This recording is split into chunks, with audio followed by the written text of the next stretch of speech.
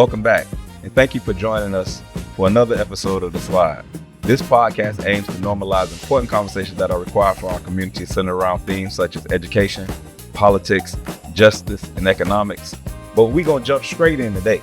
Because the room is packed and the energy is high. Y'all know I always be talking that stuff about trying to build a vehicle before we navigate controversial waters. But that's because sometimes when you're going to jump in the water, you need somebody that's swimming with you, that's ready to fight the sharks. And today I'm joined by the host of Endless Topics and Real Talk with Myron, Mr. Myron Mitchell. It's an honor to have you here with me today, bro. Appreciate you, my brother. Appreciate you having me. No, I appreciate you. And the thing, when you know something is real and it's going to happen in that moment, the way it happened, my guest canceled on me. And then I got a call from a gentleman. Hey, look, what's up? Let's do it. You know what I'm saying? And it was you. So thank you for affording me an opportunity to share to our viewing audience your brilliance. Who is Myron Mitchell?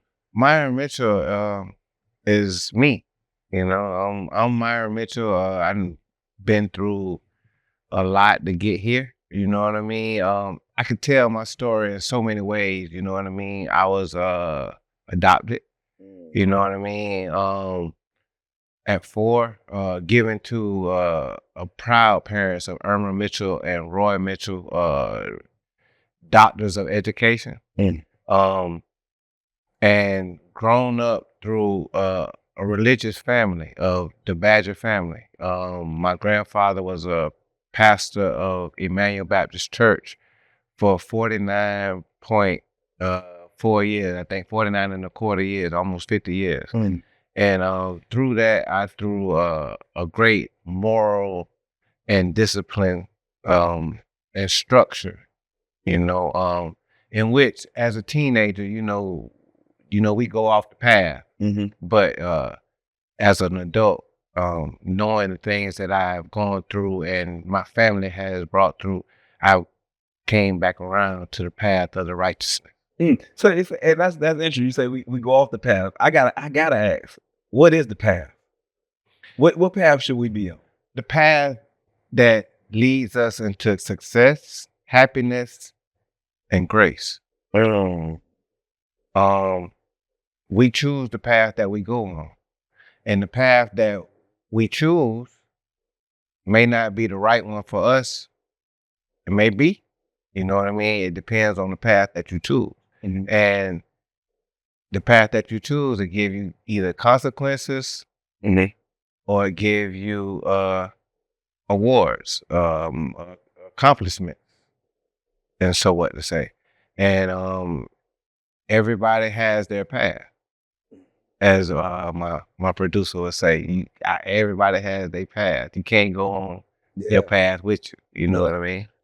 I enjoy that because, you know, like we were just talking in the build up, and it's kind of a concept that have evolved with this brother right here, right, Mr. Bird.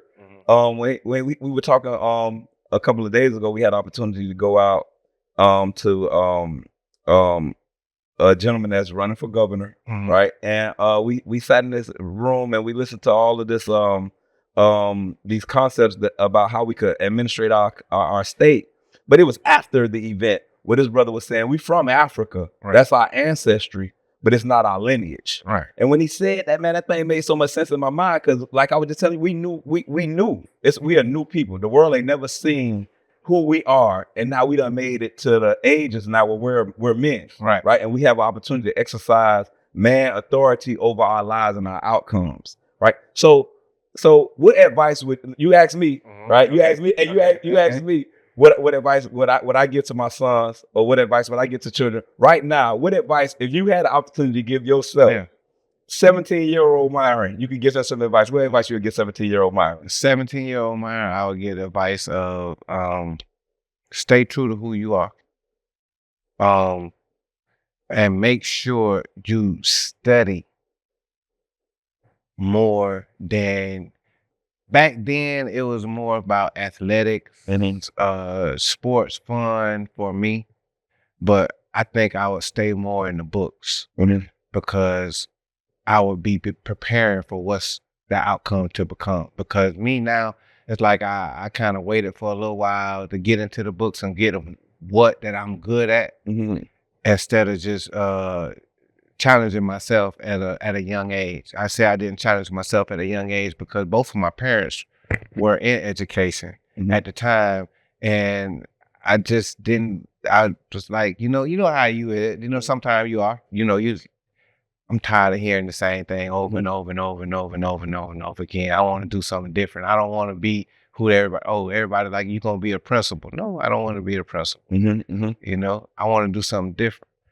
And so to that, I would tell a 17-year-old Myron, it's okay to be different, but it's okay to follow the rules and do everything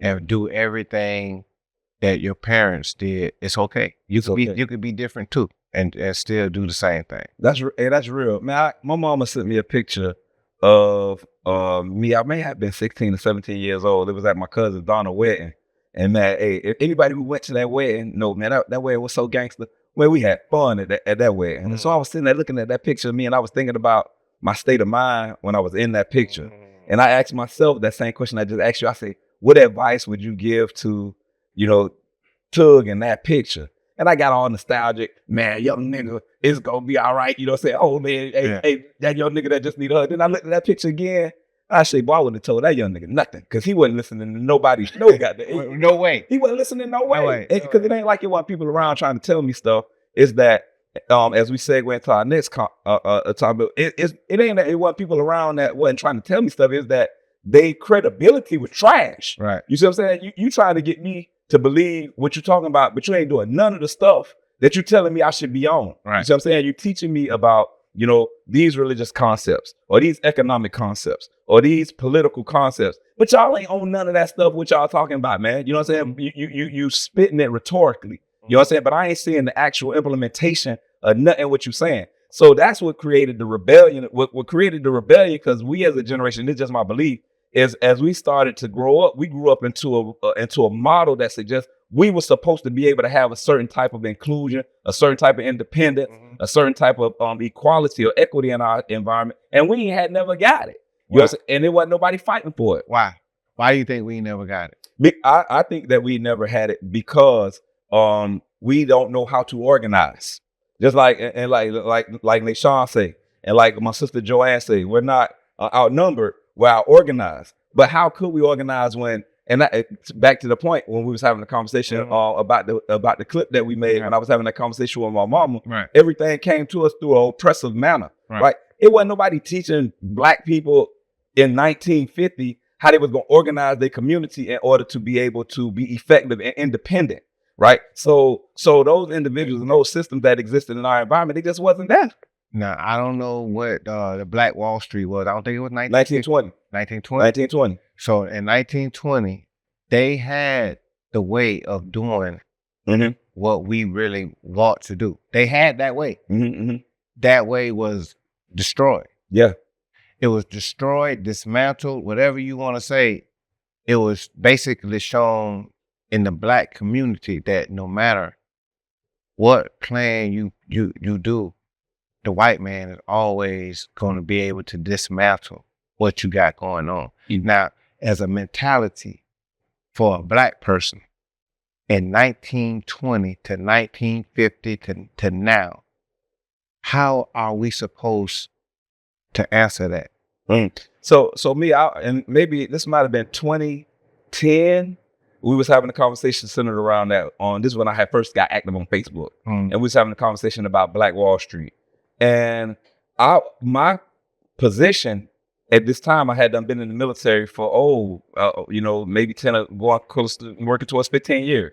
And so after having been in the military for that length of time, and if y'all want to see the build up to what the conversation that we have right now, y'all got to go slide and go watch Real Talk with Myron, or y'all ain't gonna know where we're at right now. You might be extremely lost, right? So go back and watch Real Talk with Myron, because where we're at right now, and this conversation is as a result of that part of our conversation. Follow my brother too. Y'all gotta follow. Y'all just gotta plug in, man. Y'all gotta get on the Dr. Nashawn Nick show. Y'all gotta get on Real Talk with Myron. Y'all gotta get on Two Sailors and a Drink, and y'all gotta get on Endless Topic. So y'all ain't gonna be able to keep up the conversation. And don't forget, you gotta get with the podcast playground too. And you come on, man. If you ain't on the podcast playground, y'all ain't even really understand what's happening.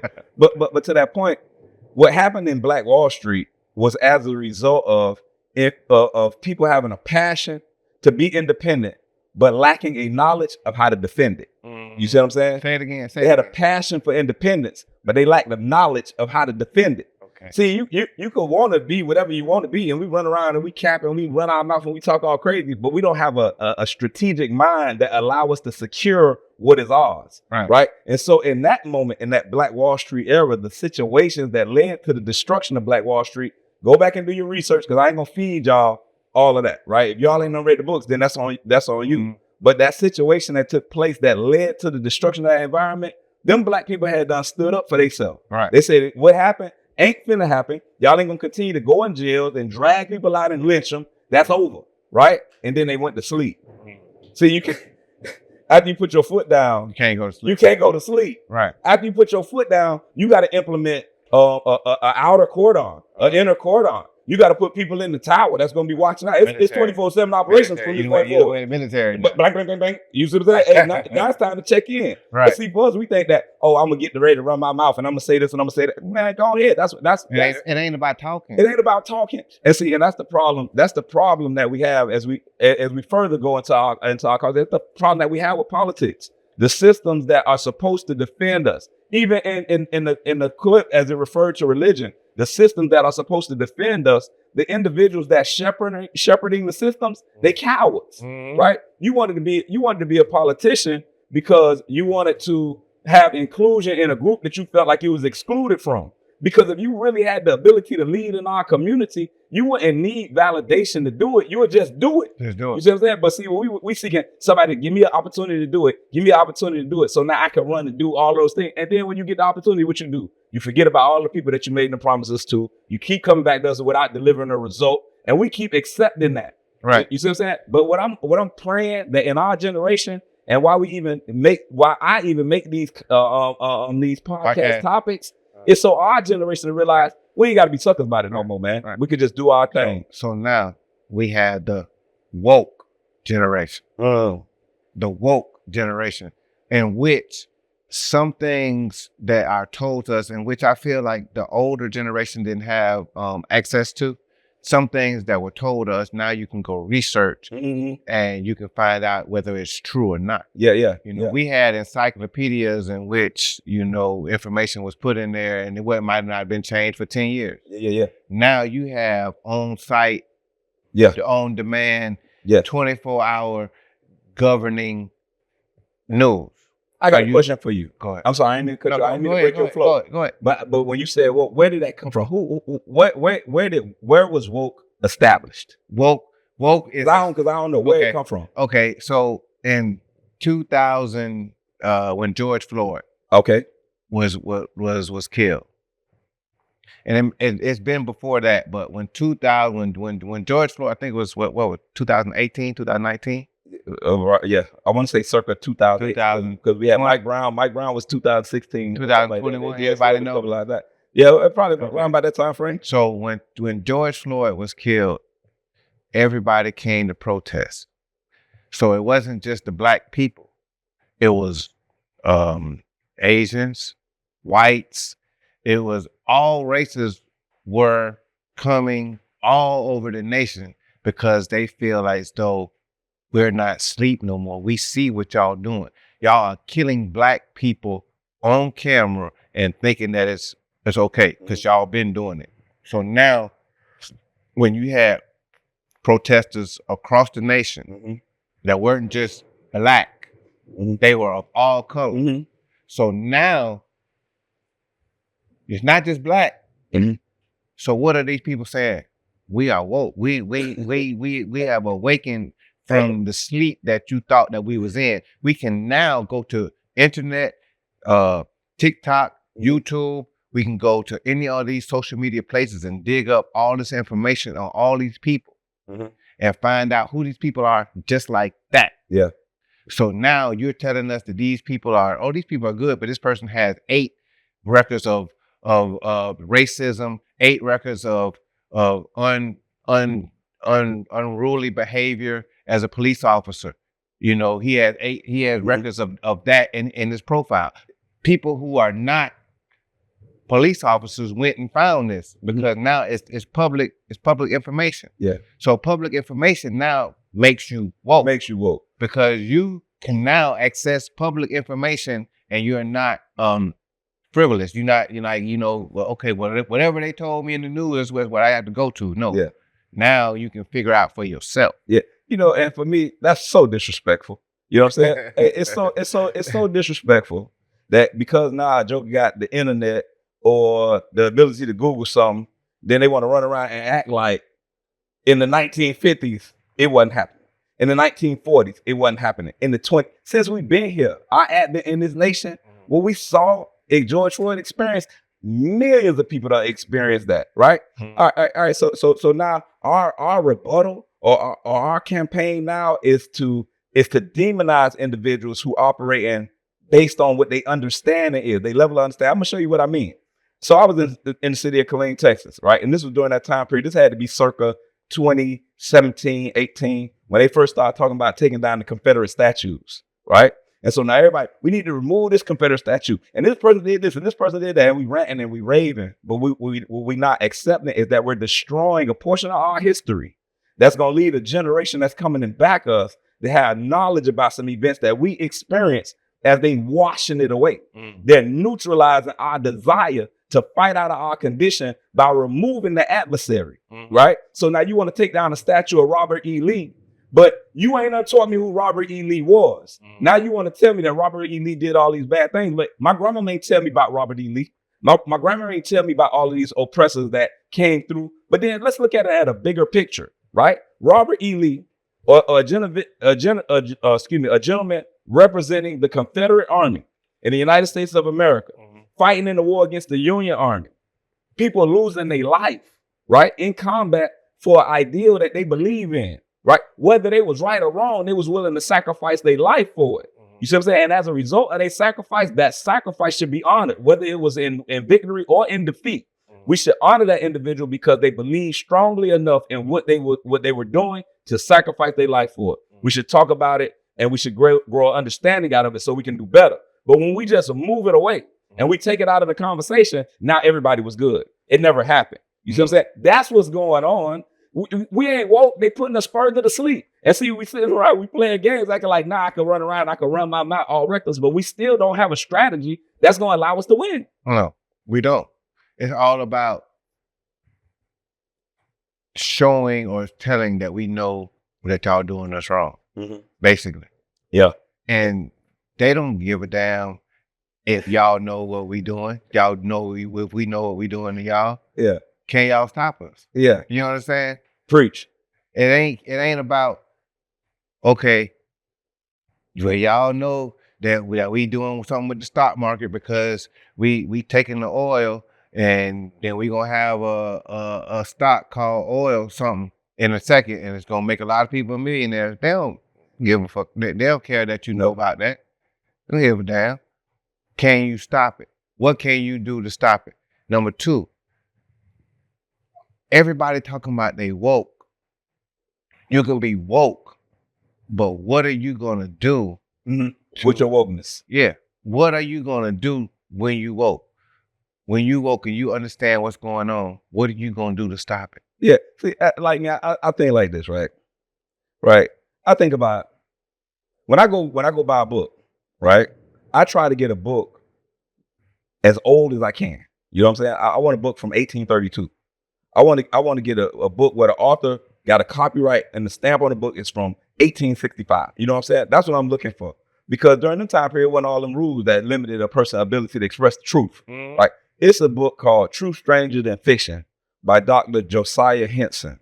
Right? And in that book, Dr. Josiah Henson said it don't make any sense for the toil that we experience as Negroes in America for us to not refine those abilities in manufacturing and production to produce something for ourselves, right? That was written in like 1832.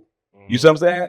So when I hear Dr. Josiah Henson say that, prior to the advent of a Marcus Mosiah Garvey, a Noble Drew Ali, a Most Honorable Elijah Muhammad, a Martin Luther King, Malcolm X, or Honorable Minister Louis Farrakhan, now we got what brother was establishing a lineage back to the wisdom that's going to bring us where we at right now.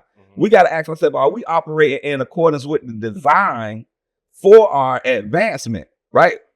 Who is pulling the strings that's moving us into these conversations, right? I don't want to protest with a whole bunch of individuals that used to spit on me. You see what I'm saying? What we protesting for anyway? You see what I'm saying? See, I done been around riots, right? I don't. It gotta have an end. What is the end? What's the outcome gonna be? We just sitting around trying to do things because we want to get likes and clickbait. You know what I'm saying? We ain't really trying to figure out how we're gonna build schools and educational and financial systems that's gonna allow our children. And I real spill, I can't even think about, you know what I'm saying, the impact that's gonna have on my kids. Now I gotta think about what I can do for my grandchildren. Right. Cause I done blew some years away. Right. Now my children, instead of me being able to give to my children the things that allow them to understand and enjoy prosperity, they got to partner with us now. Right. You know what I'm saying? In order to be able to build those systems.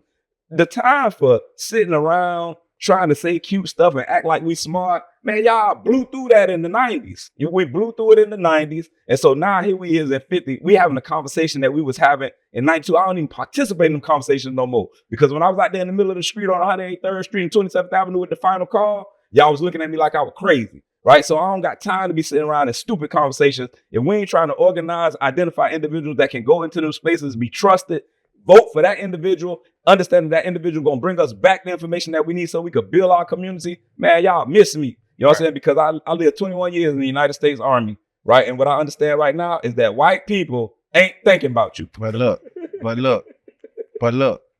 besides us who come over here every Sunday on a call, every other Sunday we come here with a cause. You come here with a cause.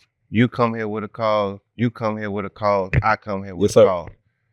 How many other brothers are clicking up like this? Mm-hmm. And how many are we clicking up with to say we woke and let's move forward? Yeah. You understand? Yeah. Because we can do this, get clicks. He can do his show and they can do their show and we can get clicks. But if we ain't doing nothing together, that shit don't mean nothing. Come on, man. Come on. You understand what I'm saying? Yeah, absolutely. So and we came together, 1, 2, and as it grew, this is what we came for. Yes, sir. That's exactly what we came for. Yes, sir. Exactly. So for you being here on this show, me being here, how it came full circle to today. Yes, sir. We need to keep going full circle. That's right. You understand what I'm saying? That's right. We need to keep educating, keep talking about why we are here. That's right. Not just that we are here. Yeah. Why we are here. Yeah. And allow me to expand just a little bit. The reason why that is important is because we have to achieve critical mass, right? We have to be able to group together enough individuals that are, I ain't going to even say like-minded, I'm going to say similar-minded thinkers with various opinions and points of views where we can come into a space and we can decide collectively those things that we would do. That's the benefit of being a new thing. The benefit of being a new thing is that I ain't got to be beholden to what my grandmama was talking about. I love my grandmama. Right. I would never dishonor my grandmama. But look at the wisdom. And it's Sunday, so I'm going to use a religious concept for just a little bit. Look at the wisdom of God when he sat the children of Israel down in the wilderness. And they was too afraid to go and fight the giants, right? He said, damn, man, I done pulled y'all out. I done destroyed Pharaoh, the buried the army in the sea. The person who you was the most scared of, I eliminated. You shouldn't be worried about nobody else. They say, oh, but no, it's some giants. He say, man, let them wander in the wilderness till they die. Right. And I'm going to take their children into the promised land. That was a mercy. God said, you know what? I know that they ain't built for the fight. So I'm going to let them wander in the wilderness till they die because there's too much of Egypt in them. Right? I'm going to take their children will inherit the promised land. Right? All right. So because Joshua and them saw Moses and they was like, boy, that's a real dude. Right. You know what I'm saying? That's a real dude. I'm trying to follow a dude like that. See, and I act the way I act because I done seen the students of the most honorable Elijah Muhammad. You know what I'm saying? I'm just being completely honest. Right? When you see a man like I was at the 20th anniversary of the Million Man March, and Minister Farrakhan was on the steps at the stair steps of the Capitol, and he pointed at the Capitol building. He said, "You think it's freedom for y'all in there?"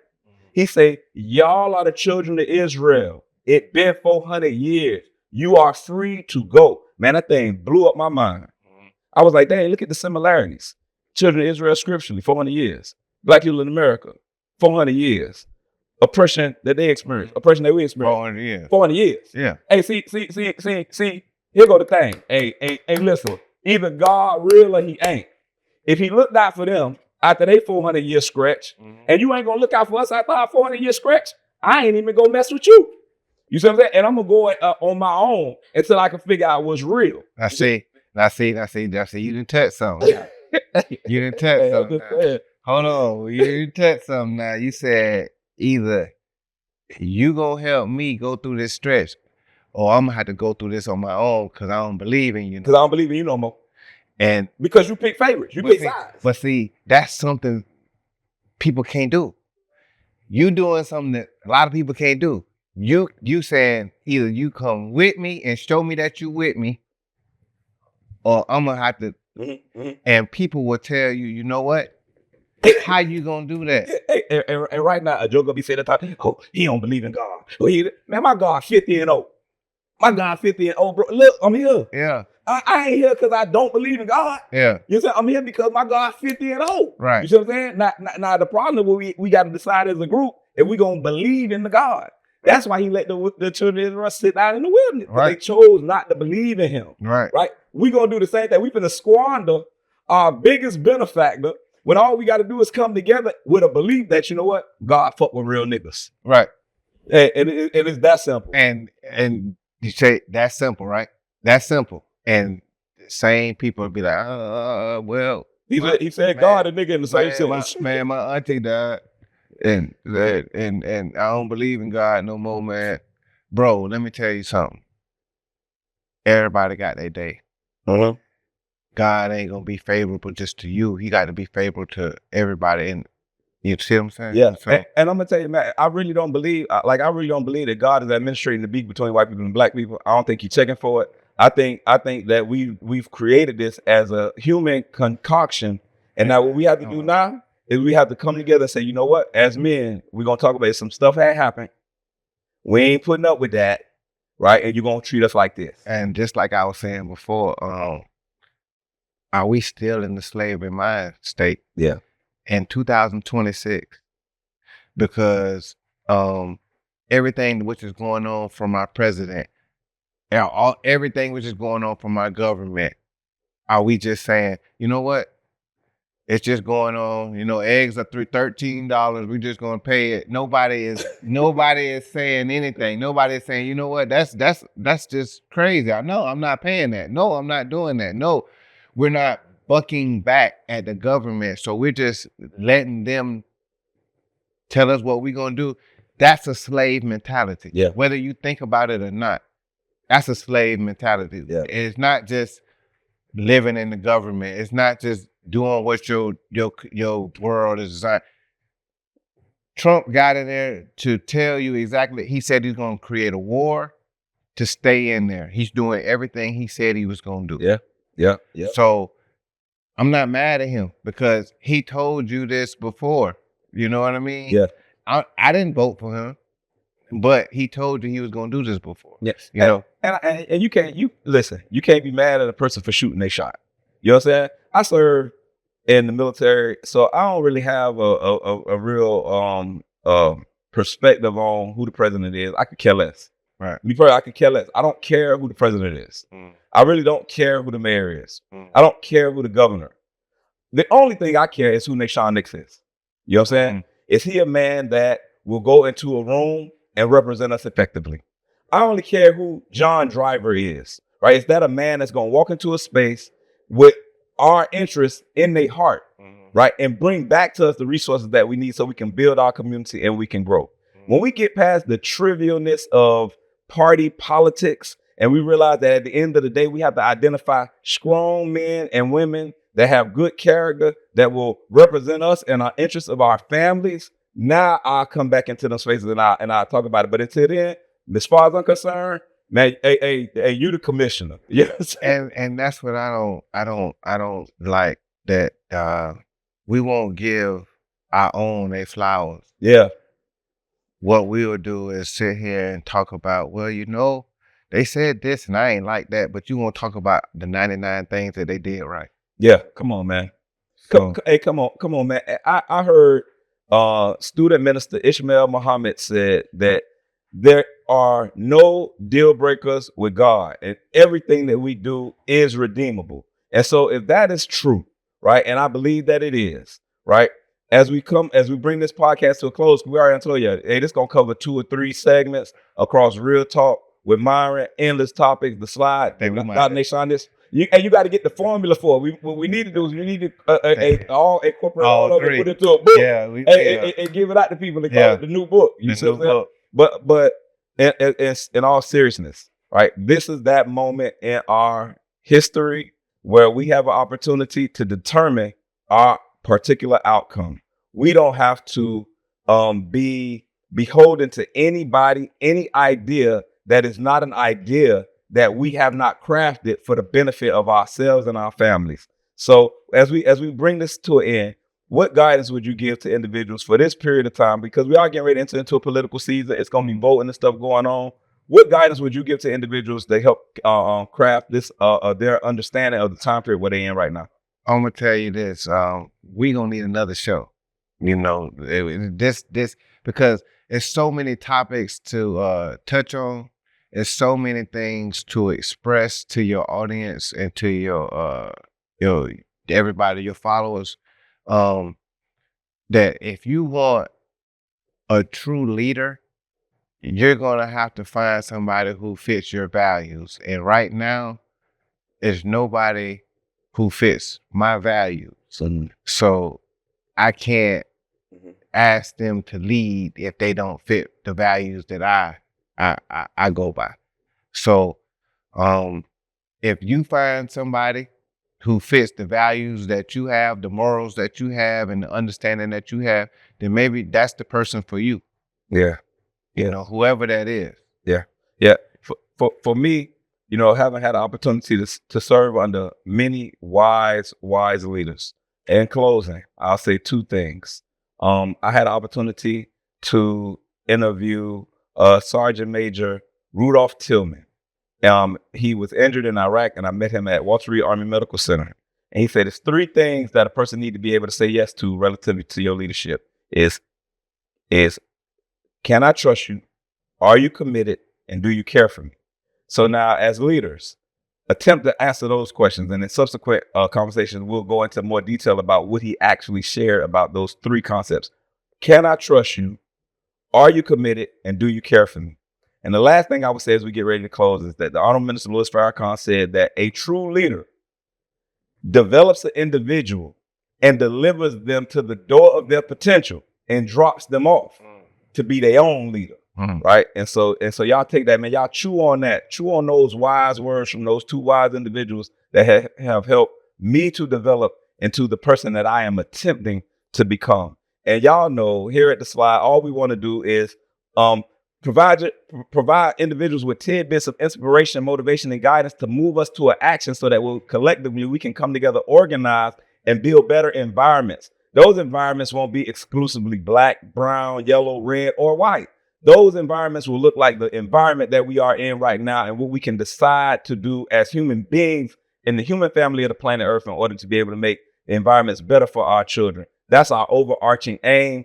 And I'm not going to whiff on it. And I'm definitely not going to not have a black perspective on it, given our situation and the things that we experience in this nation, because those things need to be addressed, because there's a lot of stuff that run out. You might only have bad credit for 7 years, but ain't no statute of limitation on murder. So with that being said, y'all know what time it is. Hey, Jason told me if I was shut my ear, he'd get out of here. I can't come back. So thank you. And we appreciate you for vibing with us and gliding on the slide. It's always an honor. And as y'all know, we always say, you can run and you can glide, but you cannot hide when you vibing with the slide. Y'all be blessed and be back. Peace.